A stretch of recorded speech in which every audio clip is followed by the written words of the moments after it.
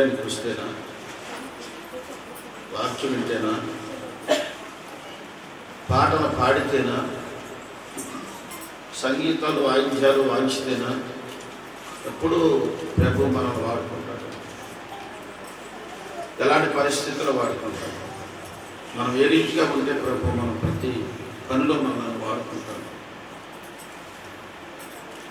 అంటే పరిశుద్ధ గ్రంథంలో మత్తయి సువార్త 3వ అధ్యాయము 8వ వాక్యంలో అబ్రహాము మాకు తండ్రి అని మీలో మీరు చెప్పుకొని తలంచుచున్నారు. తలంచవద్దు. దేవుడి రాళ్ల వలన అబ్రహాముకు పిల్లలు పుట్టించగలడు. మీతో చెప్పుచున్నాను. ఇప్పుడే గొడ్డలి చెట్ల వేరున ఉంచబడి ఉన్నది కనుక మంచి ఫలమును ఫలించని ప్రతి చెట్టును నరకబడి అగ్నిలో వేయబడును. మారు మనస్సు నిమిత్తము నేలలో మీకు బాప్తిసం ఇచ్చుచున్నాను. అయితే నా వెనక వచ్చుచున్నవాడు నాకంటే శక్తిమంతుడు. ఏ మనసు ఉండాలట? మారు మనసు కలిగి నువ్వు ఉంటే నువ్వున్న స్థలంలోనే దేవుడికి ఒక ఆత్మీయుడుగాను ఆయన పనిలో నువ్వు నిత్యము వాడబడుతూ ఉంటావు. ఏ మనస్సు కలిగి ఉండాలా? అబ్రహాము మా తండ్రి అని అనుకుంటున్నారంట వాళ్ళు.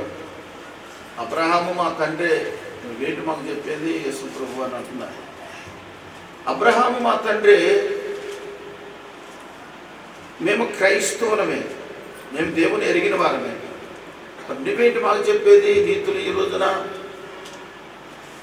అని యేసు ప్రభు అని అంటున్నారు వారు.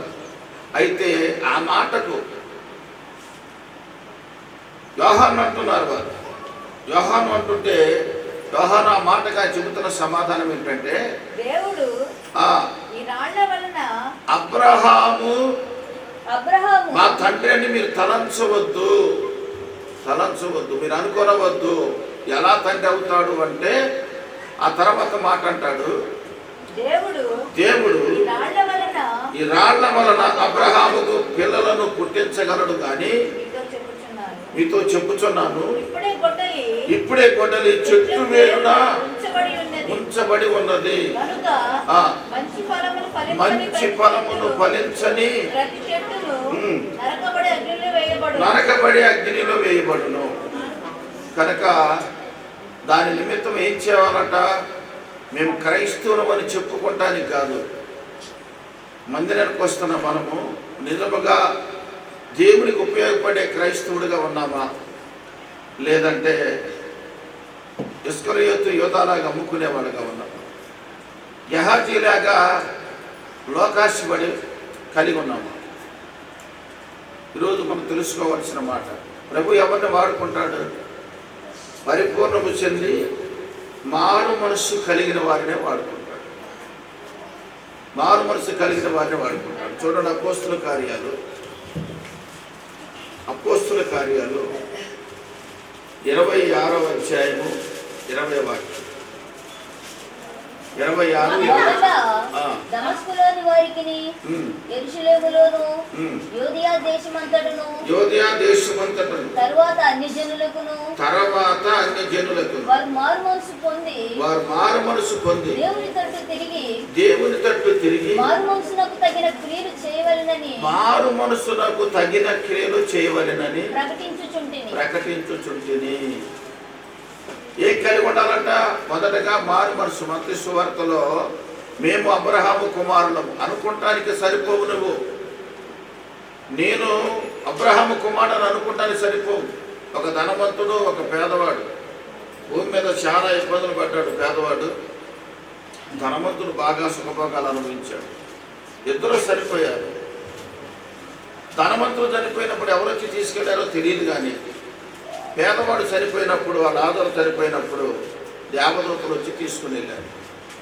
దేవదూతలు వచ్చి తీసుకుని వెళ్ళి ఎక్కడ ఉంచారో తెలుసా? అబ్రహాము రొమ్మున ఆనుకున్నట్లుగా ఉంచారు. వీళ్ళ జాగ్రత్తగా గమనించారు. భూమి మీద అబ్రహాము నా తండ్రి అని అతను చెప్పుకోలా, నేను నిజమైన క్రైస్తవునని చెప్పుకోలా. తన క్రియ దేవుని సన్నిధికి చేర్చింది. మారుమర్చు పొంది తన క్రియ లేనివాడే కావచ్చు,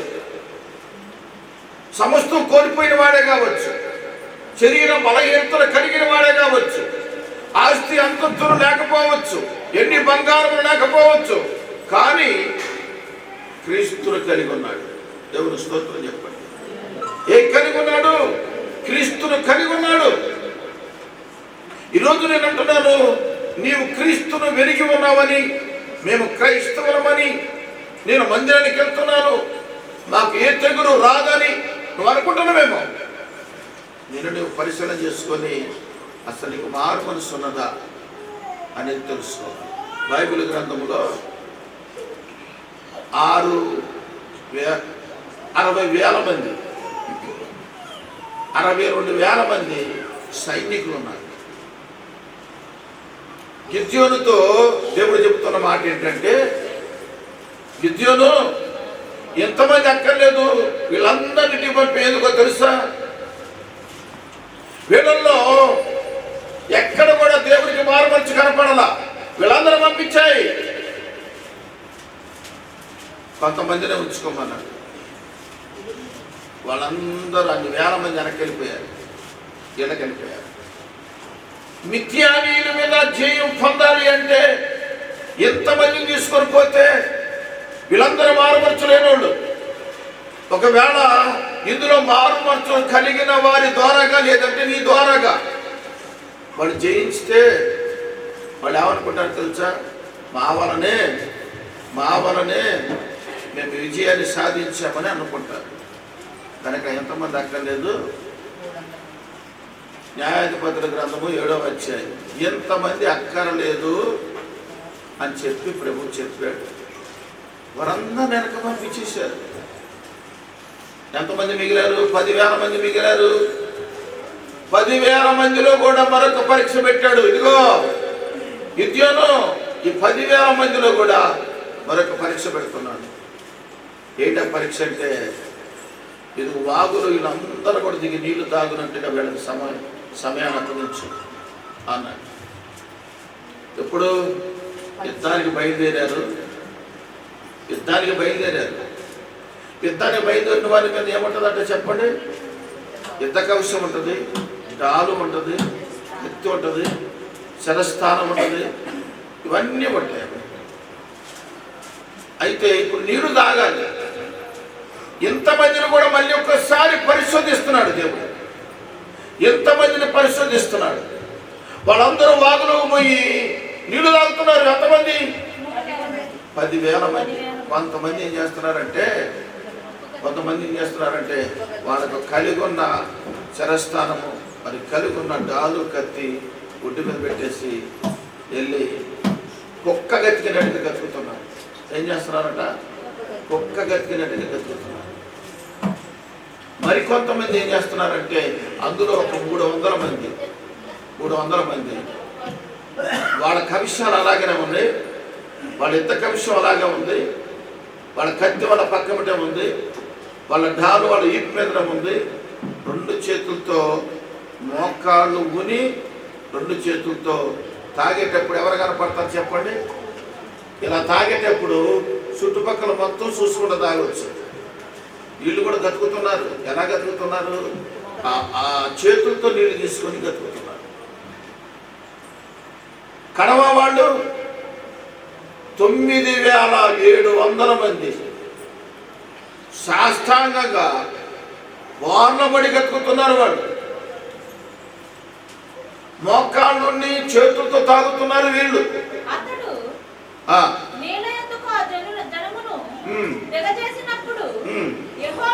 యెహోవా కుక్క గతికినట్లు ప్రతి వాణిని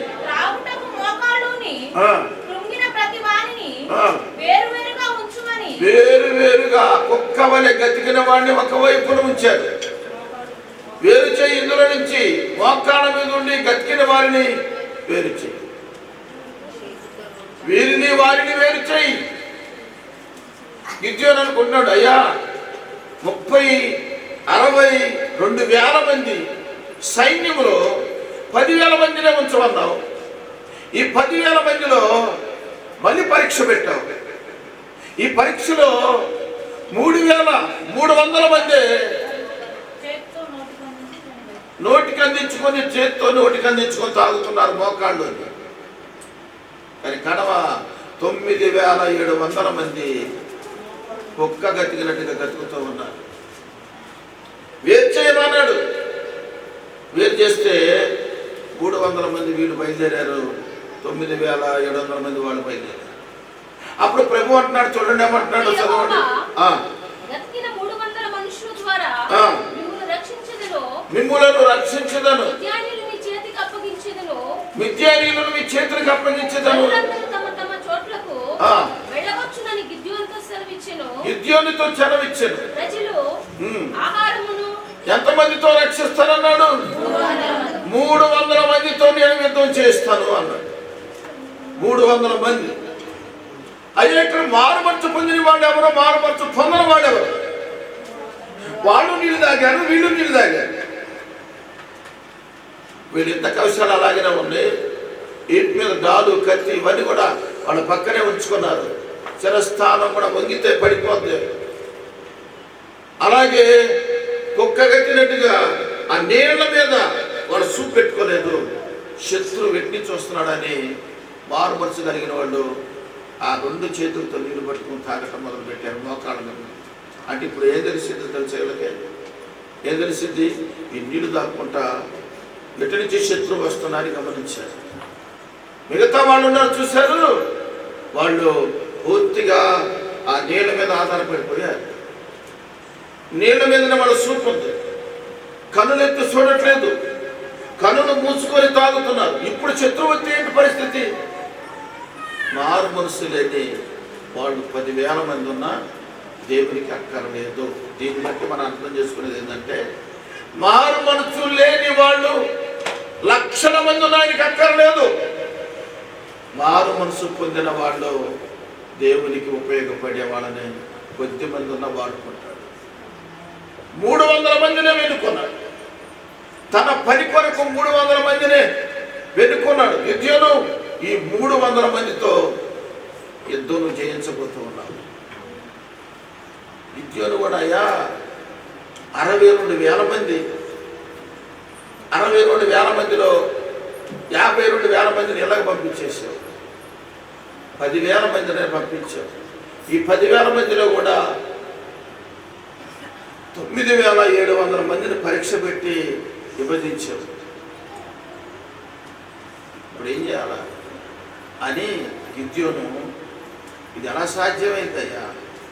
చూడండి, అవతల శత్రువులు ఎలా ఉన్నారంట, లెక్కకు ఉస్కరేణుల వలె ఉన్నారంట అవతల సైనికులు. ఇసుకరేణుల వలె ఎలా ఉన్నారంట వాళ్ళు? సముద్ర స్థిరమున ఉన్న ఇసుక రేణువుల వలె ఉన్నారంట. అంటే దాని అర్థం ఏంటంటే కుప్పలు కుప్పలుగా సైనికులు, శత్రువులు ఉన్నారు. మరి 300 మందితో ఎలా సాధిస్తాడు అంటే, నేను అంటాను ఈరోజు నువ్వు మారు మనస్సు పొంది దేవుని సన్నిధిలో ఉన్నట్లయితే నీతోనే అద్భుతం చేయబోతున్నాడు నా యేసయ్య. మారు మనసు లేని వాడు కొన్ని 100 మంది అయినా 1000 మంది అయినా ఆయనకి అక్కర్లేదు. పరిశుద్ధ గ్రంథంలో మత్తయి సువార్తలో మనం చూస్తూ ఉంటాం. ఒక యజమానుడు గోధుమలు ఇచ్చాడు, మంచి గోధుమలు ఇచ్చాడు. గోధుమలు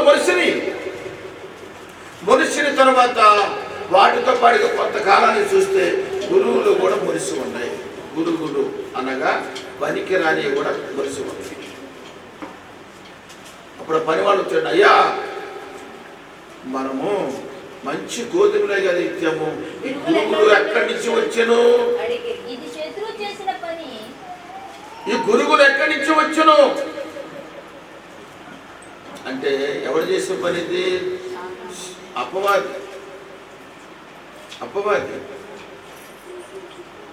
సంఘంలో మారు మనసు కలిగిన వాళ్ళు ఉంటారు, మారు మనసు లేని వాళ్ళు ఉంటారు. అలాగని చెప్పి మారు మనసు లేని వాడిని వద్దని చెప్పి వెళ్ళిపోమని చెప్పాను చెప్పనా?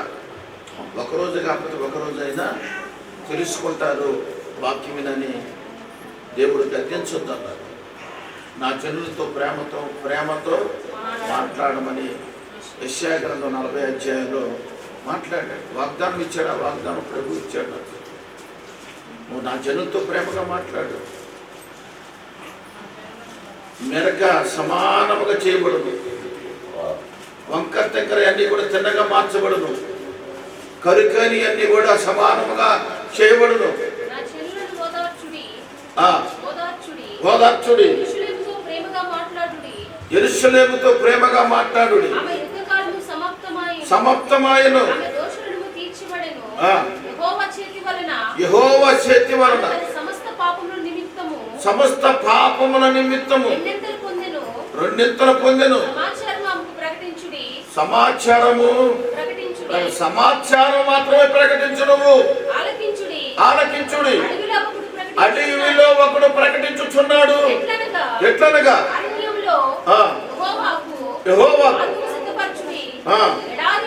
ఎడారిలో ఒకసారి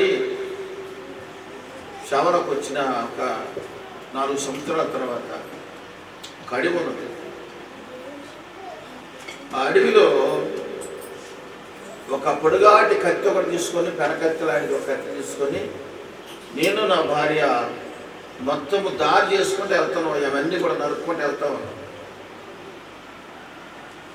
మాకు అంత దూరంలో ఎవరున్నారంటే, మా వెనక ఎవరు వస్తున్నారంటే ఒక సేవకుడు ఆ నిలువు టంగి వేసుకొని, అయా ఈ మార్గము మీ కొరకే, అనేక ప్రజలు ఈ మార్గంలో రావాలి, ఇరుకైన మార్గం ఇది, దీన్ని మీరు సరళం చేయండి అనే అవకాశము, అధికారము అప్పగించారు. దేవుని స్తోత్రం చెప్పండి. దాన్ని బట్టి నాకు ఈ మాటకు అర్థం తర్వాత తెలిసింది. యెషయా గ్రంథము 40 అధ్యాయంలో చూపించినప్పుడు ప్రతి లోయను ఎత్తు చేయవలెను, ప్రతి పర్వతమును అణచవలెను, వంకరవి చక్కగాను కరుకైనవి సమముగాను ఉండవలెను. యెహోవా మహిమ బయలుపరచబడును. సర్వ శరీరులు దాన్ని చూసిదరు. యెహోవా సెలవిచ్చి ఉన్నాడు. దేవునికి స్తోత్రం చెప్పండి. నా జనులతో ప్రేమగా మాట్లాడు. అందులో వ్యభిచారులు ఉండొచ్చు, దొంగతనం చేసేవాళ్ళు ఉండొచ్చు, ఇష్టానుసారంగా బ్రతుకుతున్న వాళ్ళు ఉండొచ్చు, ఎన్నిసార్లు వాక్యం అన్నా కానీ మారు మనసు పొందలేని వాళ్ళు ఉండొచ్చు. కానీ వాళ్ళని అప్పుడే నువ్వేం చేయకూడదు, గద్దించే అవకాశం నీకు లేనే లేదు. ఇక్కడ అంటున్నాడు, గురుగులను గోధుమలను కలిసి వెదగనివ్వండి. ఏంటట? కలిసి వెదగనివ్వండి. గురుగులు గోధుమలు కలిసి వెదగనివ్వండి. అయితే సమయం వచ్చినప్పుడు కోతకాలంలో ఏం చేద్దామంటున్నాడు? కోతకాలము వరకు రెండింటిని కలిపి వెదగనియండి.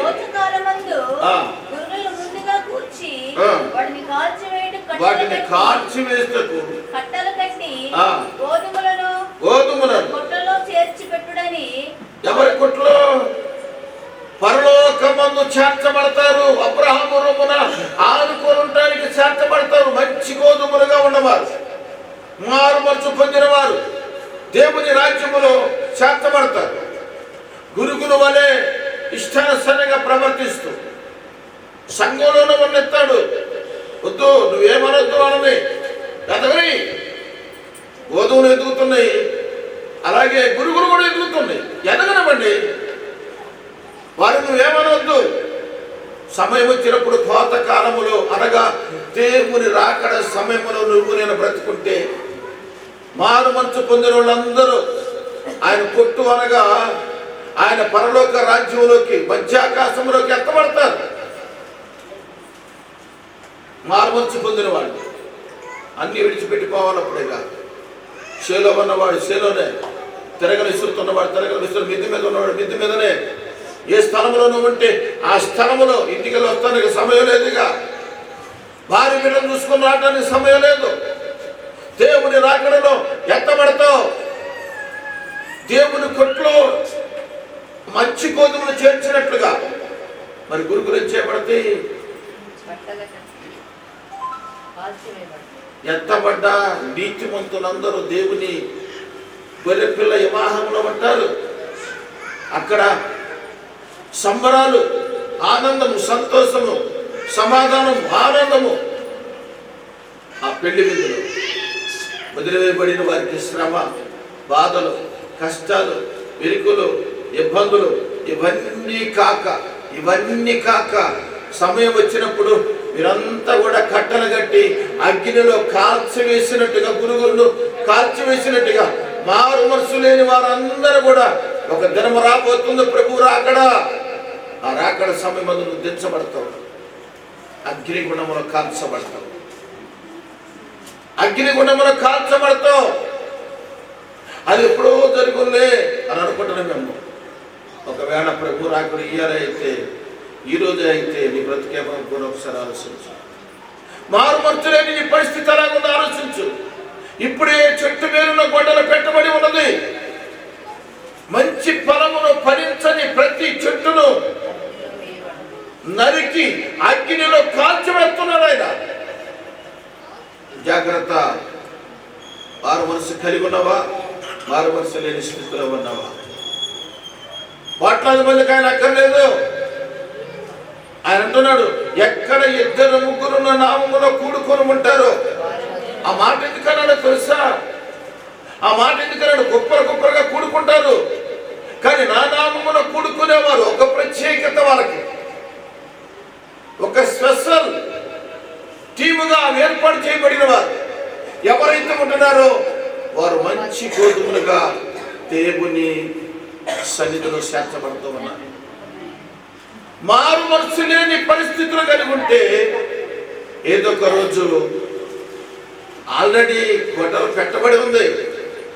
సమయానుకూలంగా నరికేస్తారు. ఈ సంగతి నీకు తెలియదు. వాడు వెతుకుతున్నారు, నేను వెతుకుతున్నాను అనుకుంటాం. వాళ్ళు బాగున్నారు, నేను బాగున్నాను అనుకుంటాం.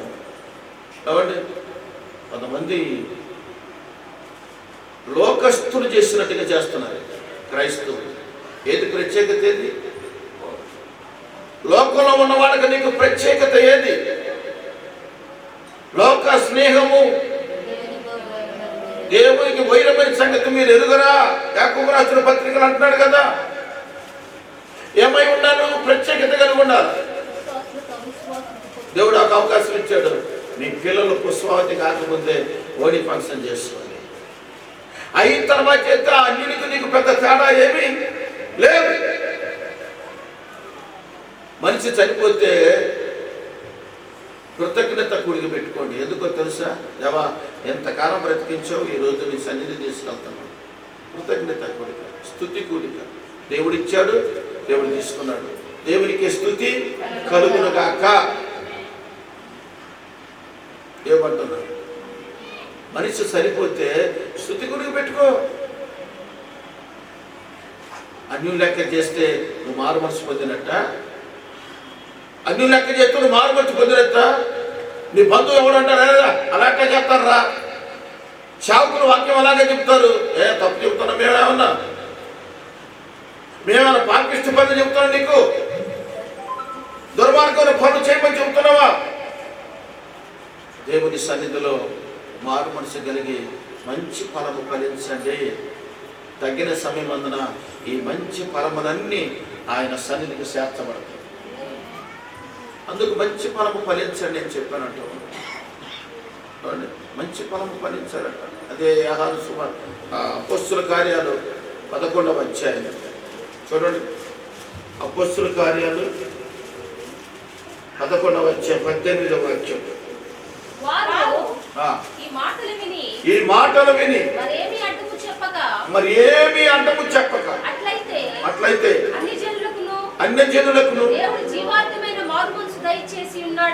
దేవుడు జీవార్థమైన మారు మనసు దయచేసి ఉన్నాడని చెప్పుకొనుచు దేవుని మహిమపరచని విగ్రహారాధకులు వస్తున్నారు మందిరానికి, వాడు చెప్పినటువంటి మారుమనసు పొందుకుంటున్నారు.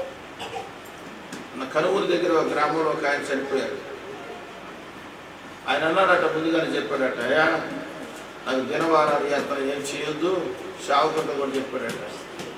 ఒకవేళ ముందుగా చనిపోతే మాత్రం నాకు ఇవన్నీ చేయొద్దు, ప్రభు చిత్తం ప్రకారంగా ఆ రోజేనట. ఏ రోజు? ఇంకా నేనన్నా 5 రోజులకి 3 రోజులకి స్తుతి గుడికి పెడతానని అంటున్నా. ఆ రోజే మరీ భయంకరమైన పరిస్థితి అన్నమాట.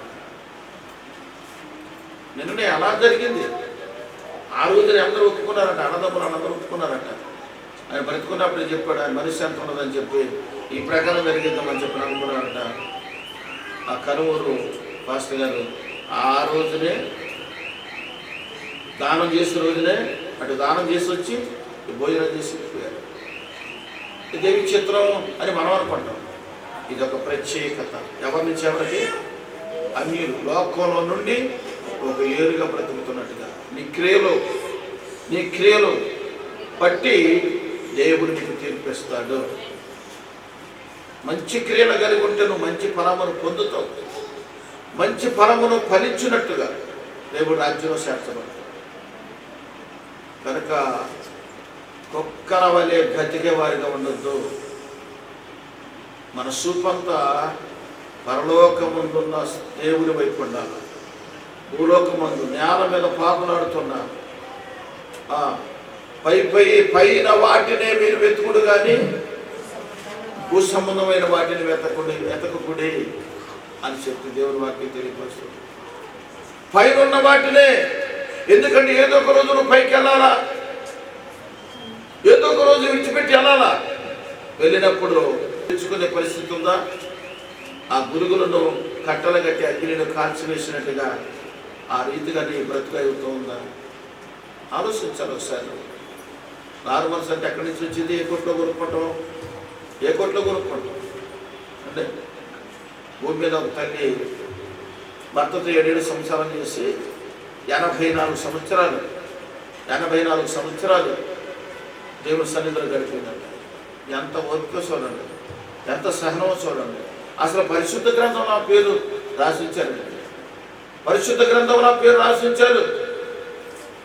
లోకాసు వార్తలో 2వ అధ్యాయంలో ఆమె ఆ పేరు అన్నా. అషేను గోత్రికురాలైన పనుయేలు కుమార్తెనైన అన్నాను ఒక ప్రవక్తి ఉండెను. ఆమె కన్యత్వము మొదలు 7 ఏళ్లపై పెనువిడిగా సంసారము చేసి 7 ఏళ్ళు కన్యత్వం మొదలుకొని వివాహం అయిన తర్వాత 7 ఏళ్ళు భర్తతో సంసారం చేసిన తరువాత భర్త మరణించిన తరువాత 84 సంవత్సరములు విధవరాలై ఉండి దేవాలయమును విడవక ఉపవాస ప్రార్థనలతో రేయింబగలు సేవ చేస్తూ ఉండేను. అందుకనే పరిశుద్ధ గ్రంథములు ఆ పేరు ఎక్కించారు, జీవ గ్రంథములు ఎక్కించారు. పెళ్లి విందు, గొర్రెపిల్ల పెళ్లి విందులో ఆ తల్లి ఉన్నది. స్తోత్రం చెప్పండి. ఒకరు సమస్తమును సంపాదించుకొని మరణిస్తే ప్రయోజనం ఏమనుందా? ఇంత బ్రతికి అగ్నిగుణంలో నువ్వు కారిపోతే ప్రయోజనం ఏమనుందా? మారుమనసు లేని స్థితి నువ్వు కలిగి ఉంటే యవన కాలంలోనే దేవుని నీవు కాడిని మోసేవారిగా ఉండాలి. దేవుని వెలుగొట్టం వేరు, దేవుని కాడిని మోయటం వేరు. అందుకనే పరిశుద్ధ లేఖనాలు మనకు తెలియపరుస్తూ ఉన్నాయి. పేతురు రాసిన మొదటి పత్రిక 13వ అధ్యాయం అనుకుంటారు, 13వ వాక్యం అనుకుంటారు. చూడండి,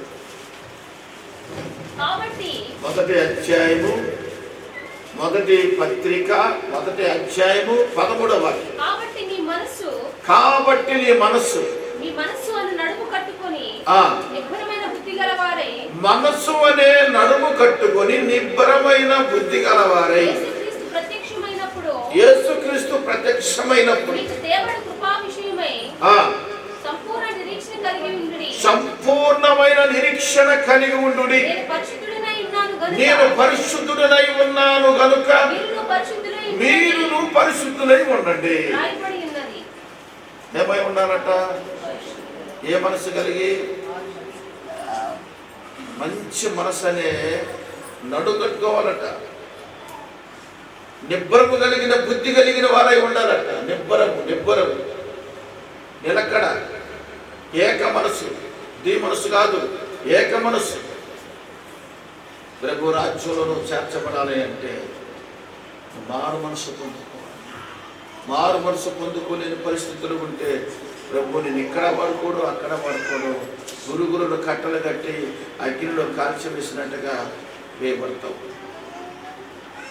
అందుకని సమయం లేదు కనుక, సమయం కొట్టు గాలికి ఎగిరిపోయినట్టుగా సమయం అంతా గతించిపోతుంది కనుక మనం ఏం చేయాలా? నేను మారు మనసు కలిగి ఉన్నానా లేదా? నేను ప్రభు చిత్త ప్రకారం నడుస్తున్నానా లేదా? మారు మనసుని కలిగి ఉన్నానా లేదా? సరి చేసుకోవాలి. నీవు నేను సరి చేసుకుంటే ఎంతో మంచిది. లేదంటే అగ్నిగుండంలో ఆ గురుగులు వేసినట్టుగా కాలిపోయిపోతున్న పెద్ద ఒక భయంకరమైన దినం రాబోతుంది. దేవుడి రాకడ సమయం రాబోతుంది. ఎప్పుడనేది చెప్పలేము, కానీ ఖచ్చితంగా దేవుడు రాకడ జరిగింది. ఆ సమయంలో మారు మనసు పొందుకోలేని పరిస్థితులు ఉంటాయి. అయ్యా నేను నలుగురు మధ్యలో నాకు కలవలేదంటే కలవదు. 100 మంది మధ్యలో ఉన్నా, వ్యాపారం చేస్తున్నా, ఇంకేం చేస్తున్నా సరే నీ మనస్సు మారు మనసు కలిగి ఉన్నాను. దేవుడు ఎవరిని వాడుకుంటాడు? 300 మందిని వాడుకున్నాడు. ఎవరిని వాడుకున్నాడంటే చెప్పండి. 62,000 మందిని నీకు పంపించేశాడు. 300 మందితో ఇప్పుడు న్యాయాధిపతుల గ్రంథంలో రండి. త్వరగా 2 మాటలు చెప్పి ముగిస్తాను. న్యాయాధిపతుల గ్రంథంలో రండి, 7వ అధ్యాయంలో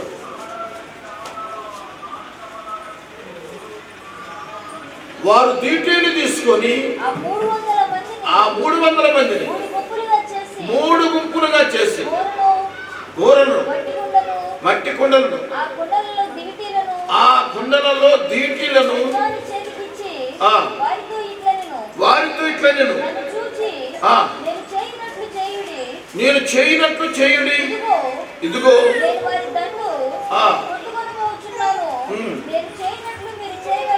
చేయవలెను. నేను నాతో ఉన్న వారందరూ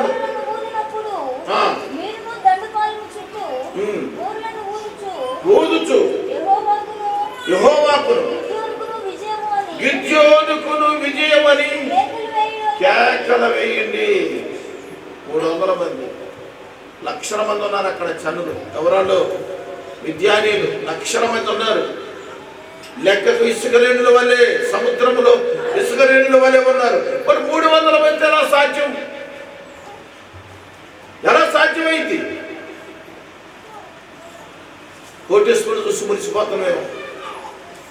వాడికి ఉద్యోగం ఉంది, లేకపోతే వాడికి 10 ఎకరాల భూమి ఉంది, సంపాదించుకోగలిగాడు అని అనుకుంటాను మేము. మారు మనసు కలిగి ఉంటే ఒంటరిగా ఉన్న నీ జీవితమును 1000 మందిగా మార్చగలిగిన దేవుడు మనకున్నాడు. దేవుడికి స్తోత్రం. నీ లేమిని కలివిగా మార్చగలిగిన దేవుడు మనకున్నాడు. నీ దరిద్రమును ధనవంతులుగా మార్చగలిగిన దేవుడు మనకున్నాడు. ఎప్పుడు? మారు మనసు పొందినప్పుడు. మారు మనసు పొందినప్పుడు. రాత్రి 1 గంట నుంచి భయంకరమైన పరిస్థితి.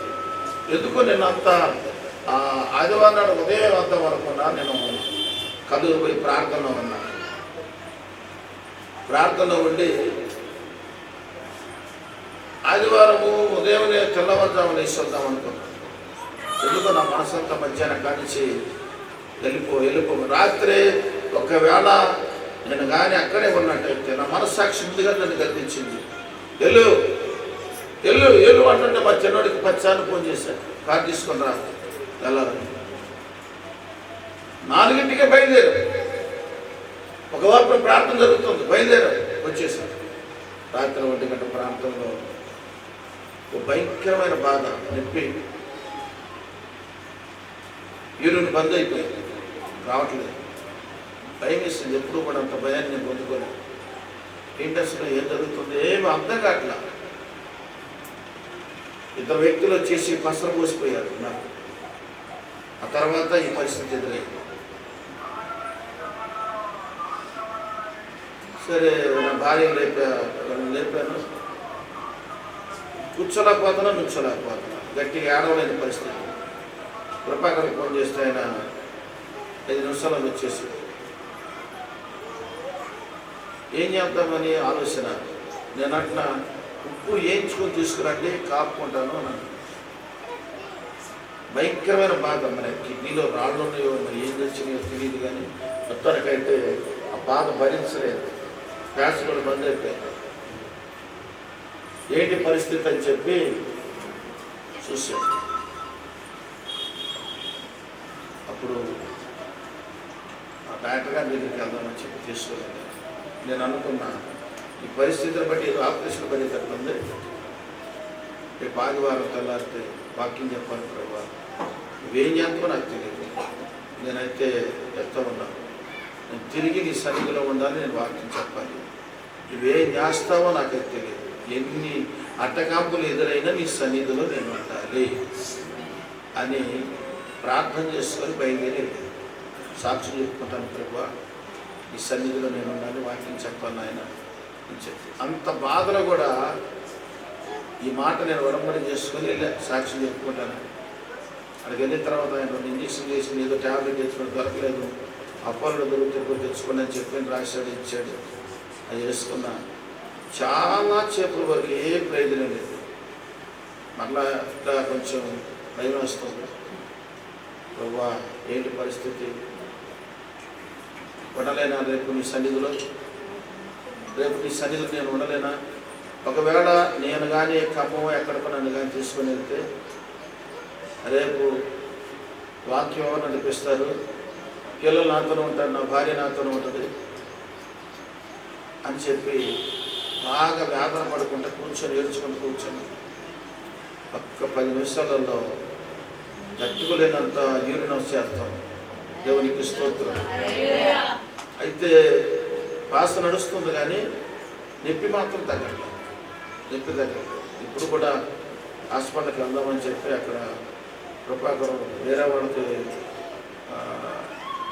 యోగ్య రాయమని చెప్పి తెలియపరిచింది. వెళ్ళాలి, సమయం మించిపోయింది కనుక దేవుడు ఆ పరిస్థితుల నుండి ఈరోజు కూర్చొని మీ దగ్గర వాక్యం చెప్పే అంత ఆరోగ్యం దేవుడు ఇచ్చాడు. దేవునికి మహిమ కలుగునుగా.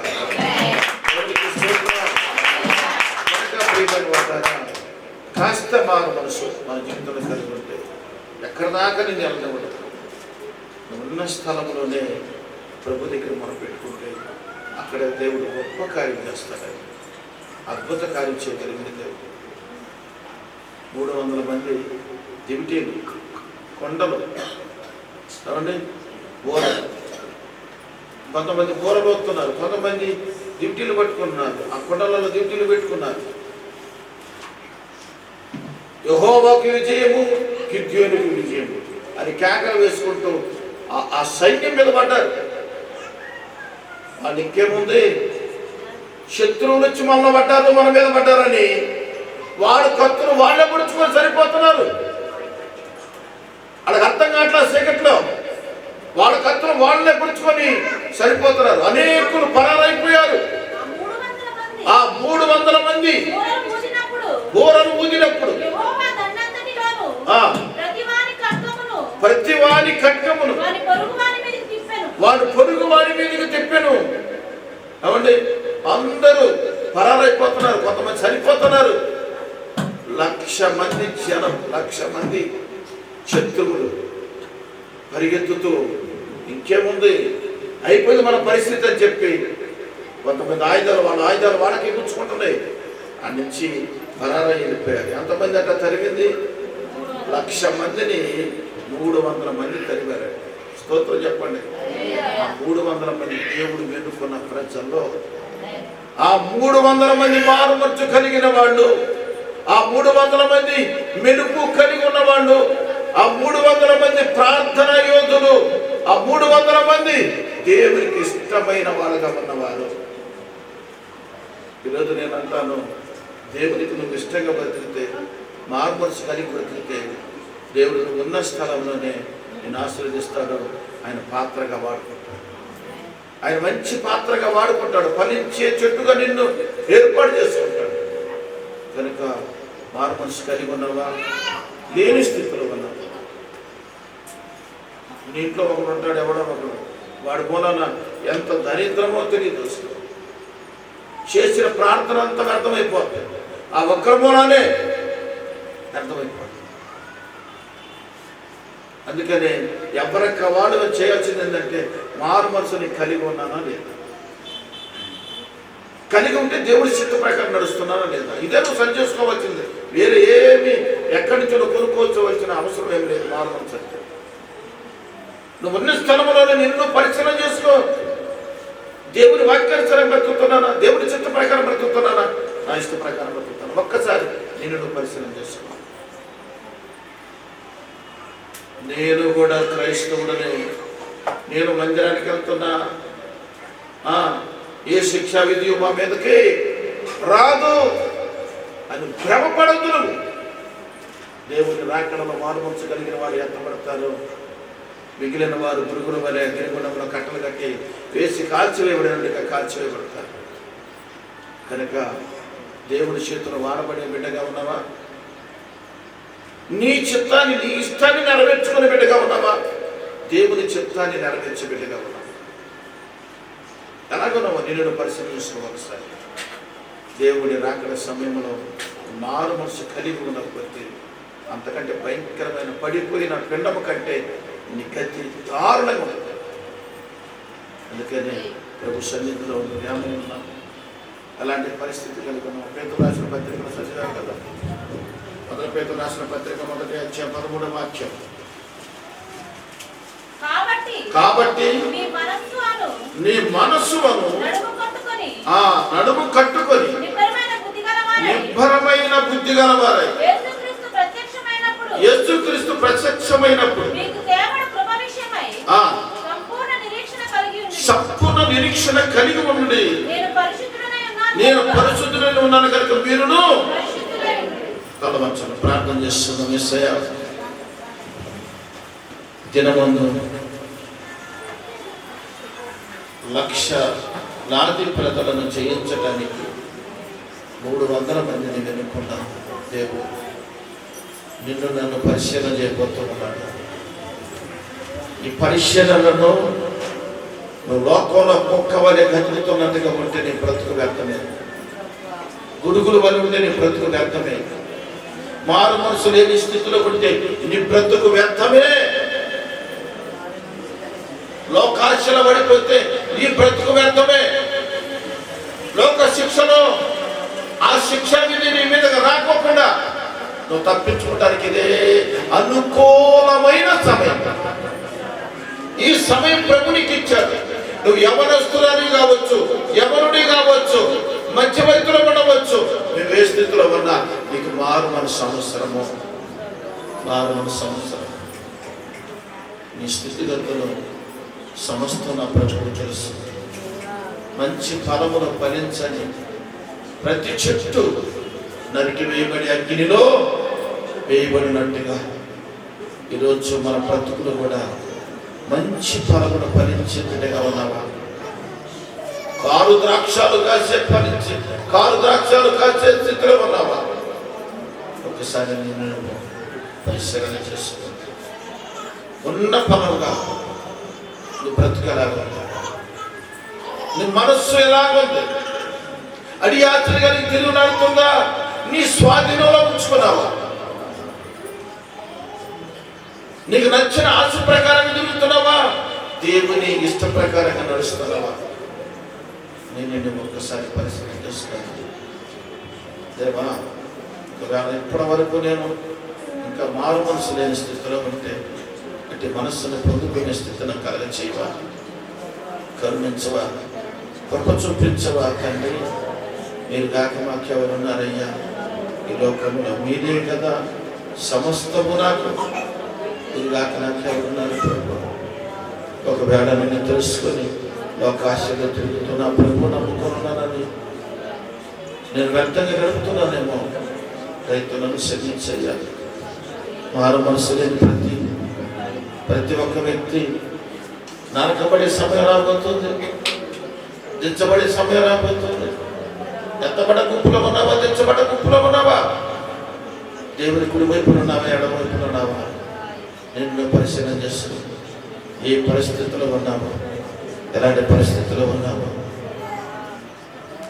ఏ స్థితిగతులు, ఎలాంటి స్థితిగతులైనా మార్చగలిగిన దేవుడు.